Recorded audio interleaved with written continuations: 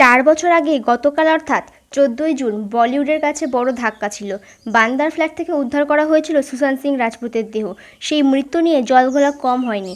অভিনেতার পরিবারের দাবি আজও তারা এই মৃত্যুর কোনো সুবিচার পাননি।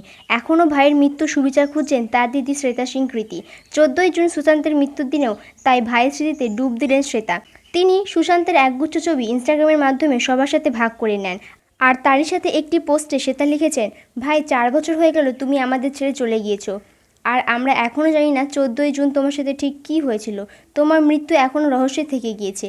আমার অসহায় লাগে। প্রশাসনের কাছে সত্যিটা জানার জন্য একাধিকবার আবেদন করেছি। তিনি আরও লিখেছেন, আমি আর ধৈর্য রাখতে পারছি না। মনে হচ্ছে এবার হাল ছেড়ে দিতে হবে। কিন্তু আজ শেষবারের জন্য সকলের কাছে জানতে চাই, কারা এই ঘটনায় আমাকে সাহায্য করতে পারবেন।